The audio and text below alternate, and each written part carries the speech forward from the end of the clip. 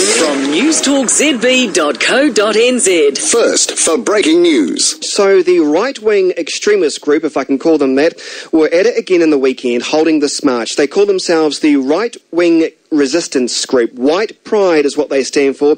But are they doing more harm than good? Kyle Chapman organised this event, is on the phone now and joins me. Good morning, Kyle. G'day, how's it going? Thanks for your time this morning. What was the whole point of this march in the first place, Kyle? Well, we've been doing it for years. It's something that started in Calgary in Canada. It's to celebrate White Pride worldwide. So other countries do it as well. There's a few in America and Canada, UK. And it's basically to just show people that we're unhappy with the hypocrisy that the United Nations puts forward these harmony days on the 21st of March about everybody accepting each other's races and cultures, and yet in Western countries, if you're white and proud, you're called a racist, and you've got all this dogma attached to you about being a Nazi or being evil, and we just want all those tags taken away and allow us to be proud of being who we are without all that attached to us. But Kyle, that was the problem you have though, isn't it? Because at this rally, according to people I've spoken to this morning, there were Nazi signs, there were Nazi arm fists going in the air. No, there wasn't. I don't even see anybody doing Nazi salutes. Just one guy in a T-shirt that showed, there was some guy showed up drunk and a T-shirt that had a swastika on it. That was the only one.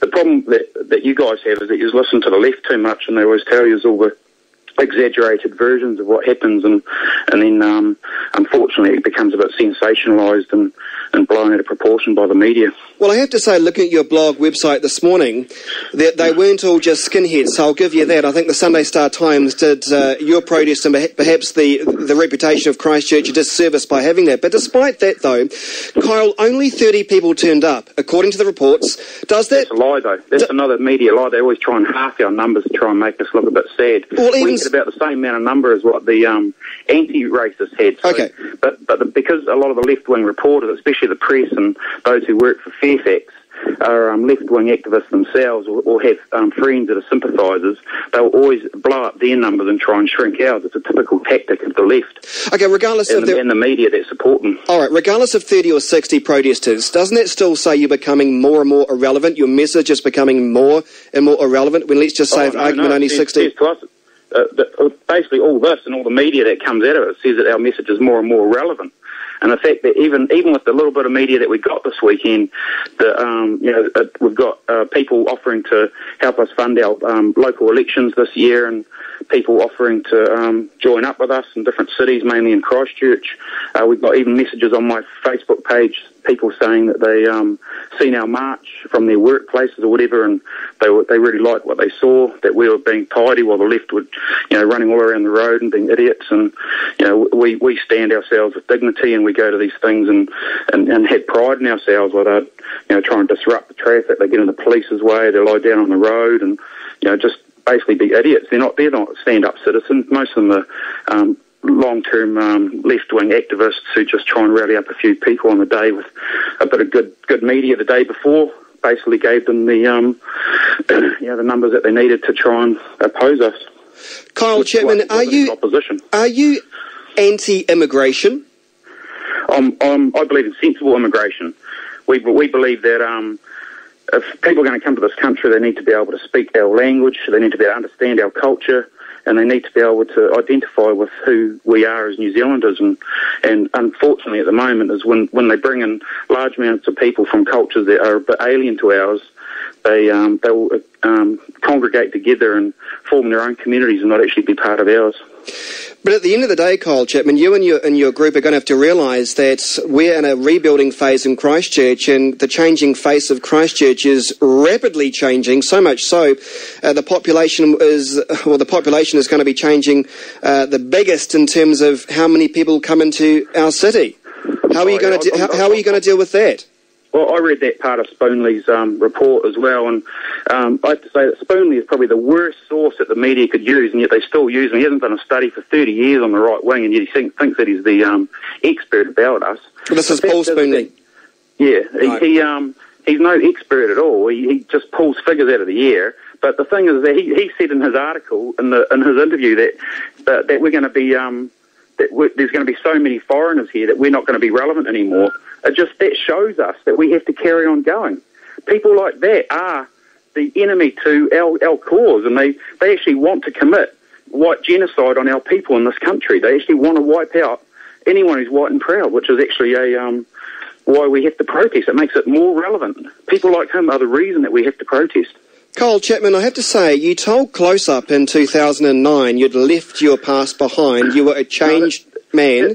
No, I said that I was going to be doing the family thing and focusing on that more. I never said in that I'd given up my beliefs and that I was walking away from everything. I told them that I was going to be sticking with my friends, but what they do with editing is they cut those bits out because that didn't suit their absolute story, because the absolute story was going to be that I walked away from the whole thing and do a big hoo-ha about it. And it's typical media sensationalism. That was quite a balanced decision just to want to go and spend some time with my wife.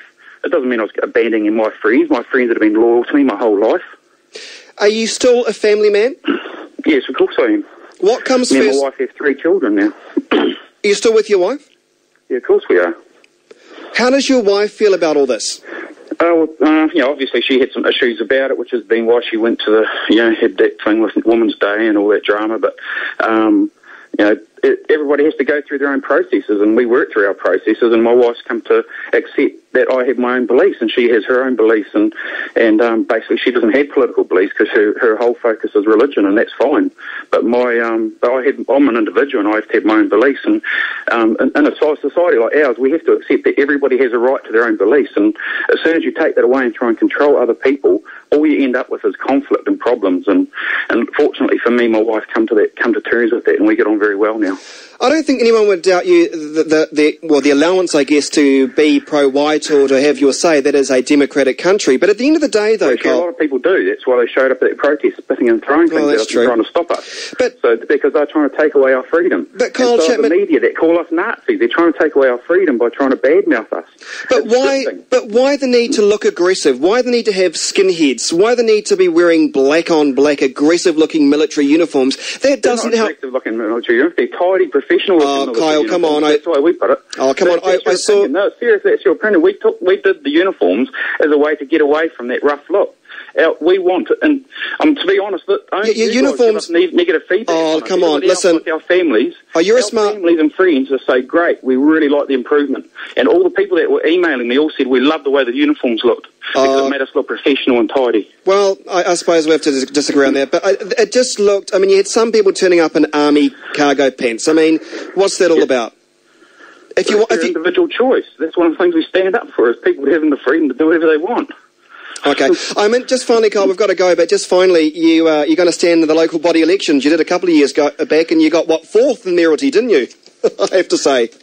Oh, yeah, that's right. Well, I got 4th once, I got 5th another time, but, we're going to be putting a lot of resources into it this year, and we believe that every vote that goes for us counts for something, because every vote that goes for us is a rebel vote. So you are? Rebel votes counts. Are you running for Mayoralty? I'll be running for Mayoralty and a community board. How, Kyle Chapman? It might be just you and Bob Parker head to head. That'll be an interesting debate, no doubt.